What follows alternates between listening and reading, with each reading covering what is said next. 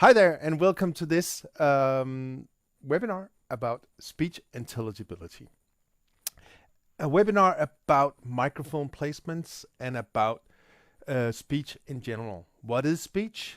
What is vowels and what is consonants, and what are they doing to to our language? Basically, speech intelligibility, the ability to understand what's being said or sung.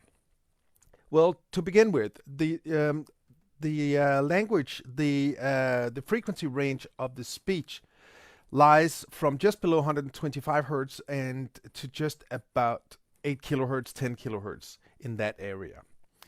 It's divided so that the vowels, I, U, O, all the round sounds, they are in the area in the lower part of the range, and the higher frequencies is where all the consonants, the K, T, P, all those sh sounds, they are.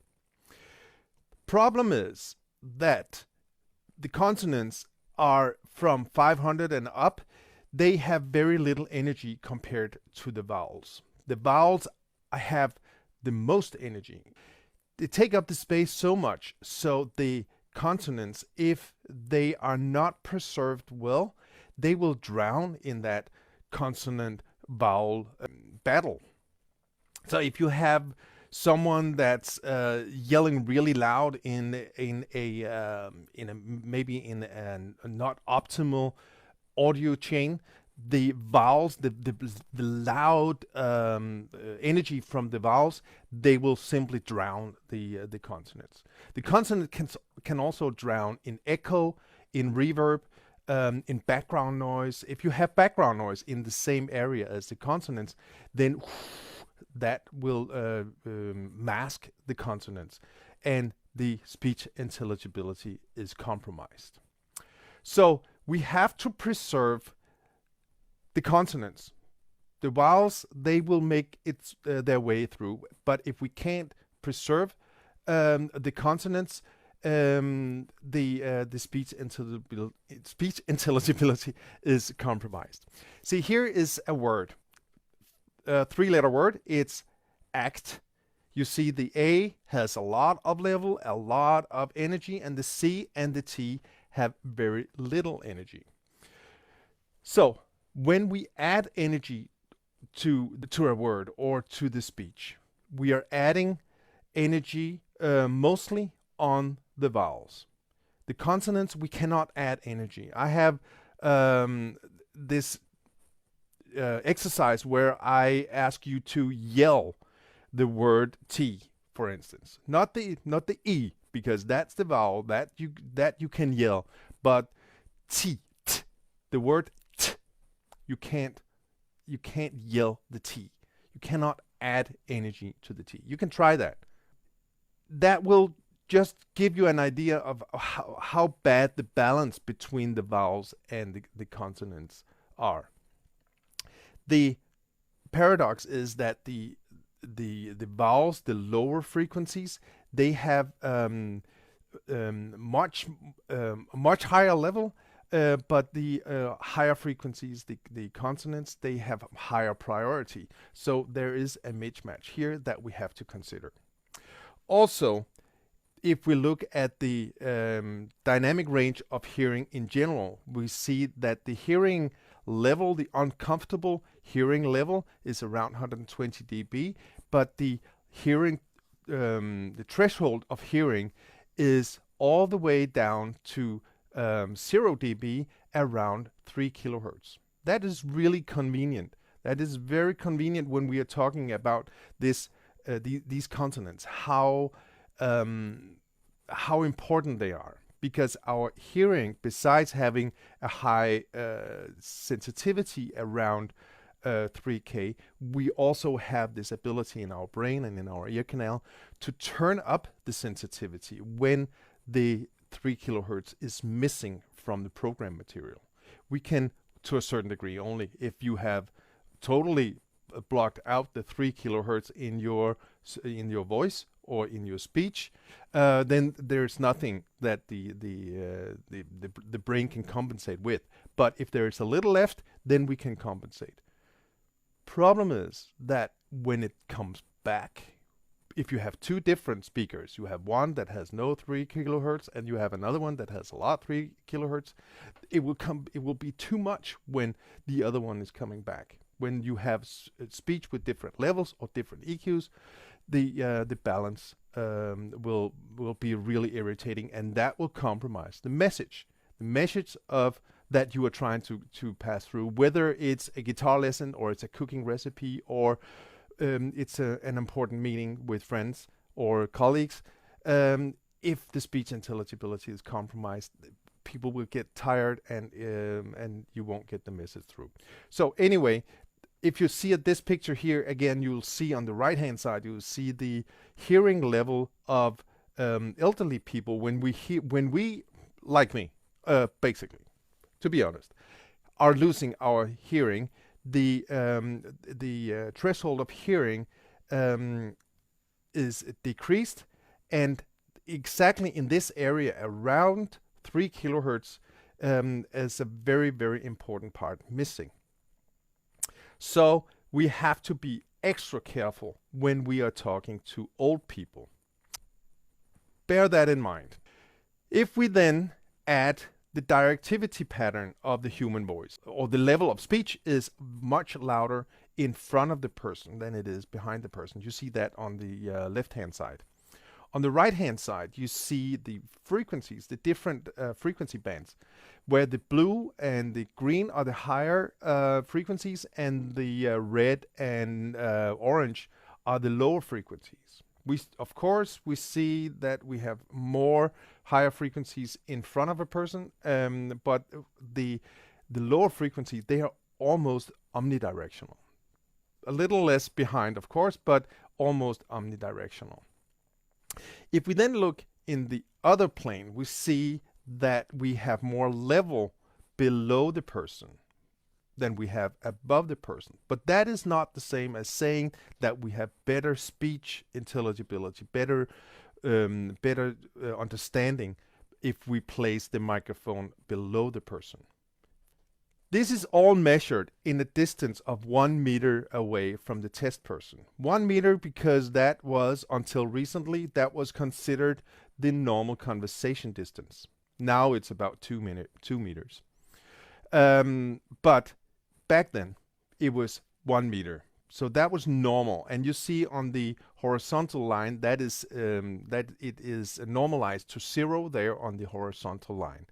So everything is below the horizontal line is becoming a little louder, and everything above is becoming a little softer. But if you look at the right-hand side, you see that the reason why it's louder below is because of the low frequencies are taking over below the persons. So the lower frequencies are, compared to the higher frequency, much louder below the person than it is above the person. And that is where the vowels are. So basically, you could say that the consonants are masked when you place the microphone below the person.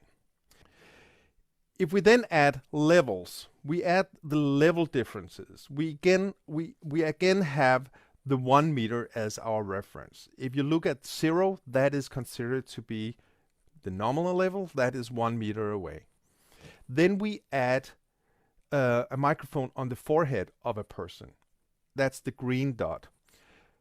We increase the level from 1 meter away to the forehead by about 13, 14 dB. So 13, 14 dB louder than 1 meter away when you place the microphone on the forehead. If you place the microphone on over the ear, you would have just a little more level. But if you place the microphone as a headset on the cheek, like I have here, right next to the mouth, at the corner of your smile, I go like this, and it should be right there. Then you add 25 dB, almost 25 dB to the level compared to 1 meter away. So anyway, moving the microphones to the chest, 15 centimeters away from the mouth adds about 18 dB, and 25 centimeters away adds about 14-15 dB. If we then concentrate on the frequencies, on the EQ, we have again 1 meter as our reference, and that is now considered as our normal. So normal in the horizontal line, 1 meter away. That is 0. Now we add the microphone on the forehead and we measure the difference. Now the levels has been taken out of the equation. So we are only talking about frequencies. So 1 meter away versus forehead position gives us this EQ. The ear position gives us this EQ. The headset position is this EQ. I will get back to them, don't worry. And the chest position, the average, will give us this EQ. They sound like this. I would like to give you a little example because I have here with me a 4061. Basically the same sensitivity as my headset here. So if I switch between the headset and the lav mic, you should have pretty much the same level, should be pretty much the same sound. So when now I take the lav mic and I place it on the forehead, and it sounds like this. When I speak to the camera, I speak with the microphone on my forehead. And then I put it on my chest down here, and it sounds like this.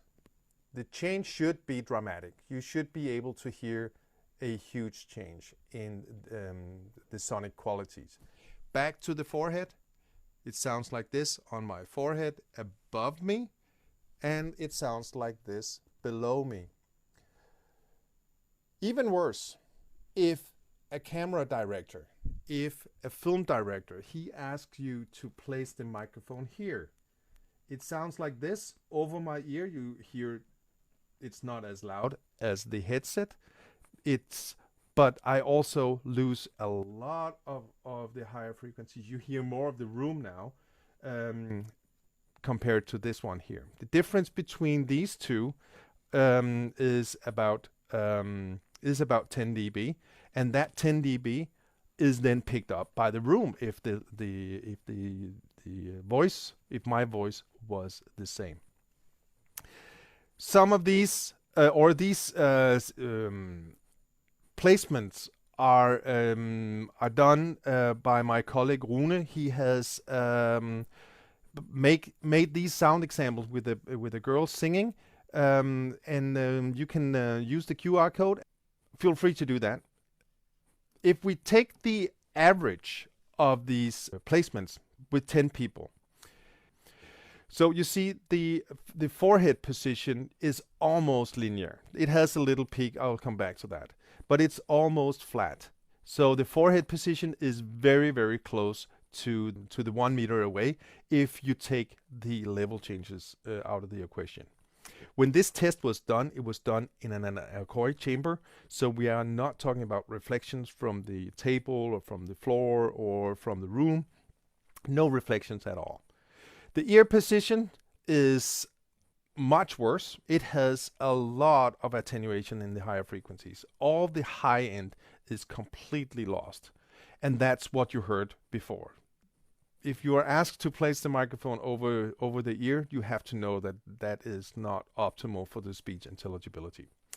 Headset, it's a little better in the mid-range, but you're still losing higher frequencies because we are still, even though we are so close to the sound source, we are still behind. We are still behind the sound source. So the higher frequencies are still compromised.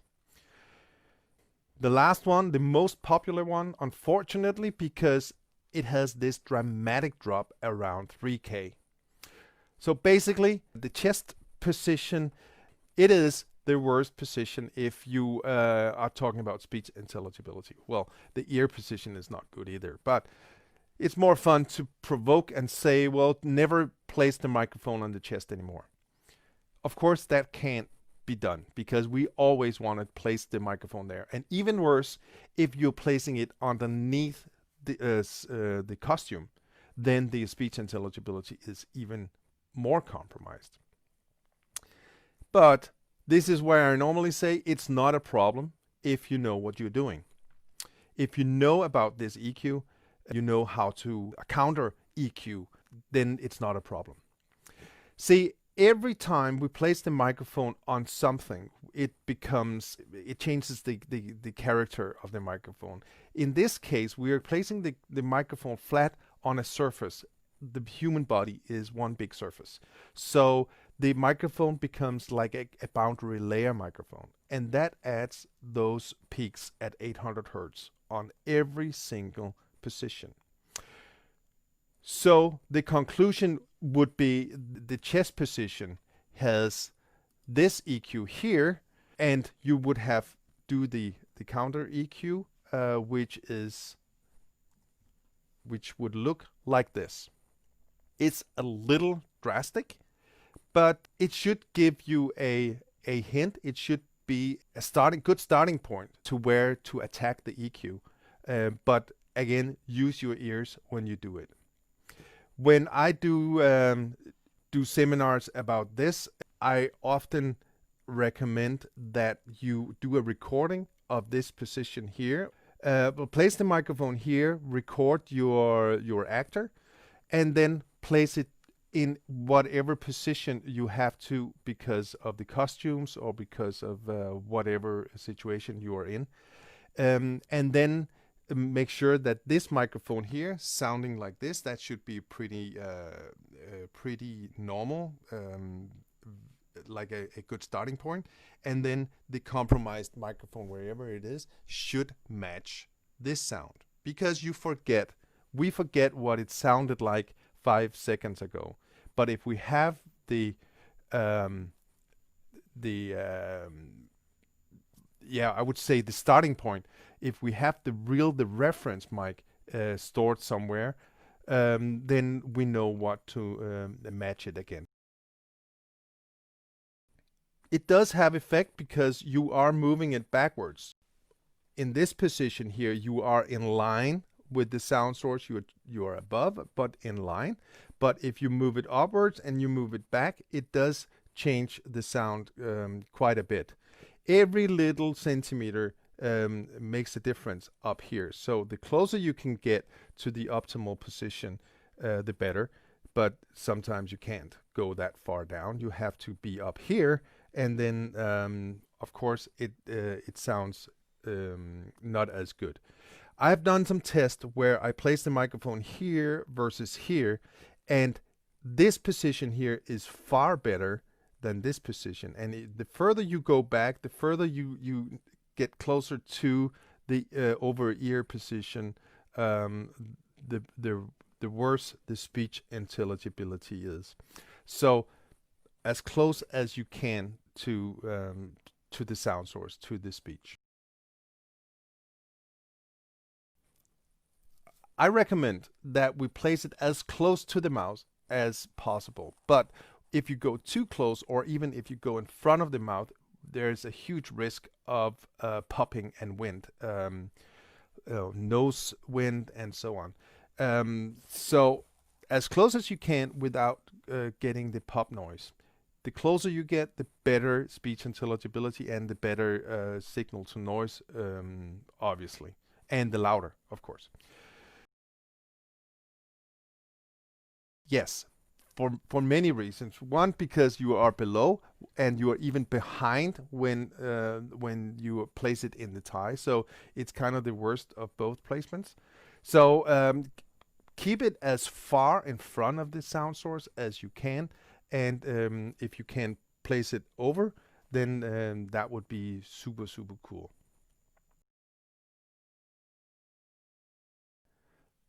Yes.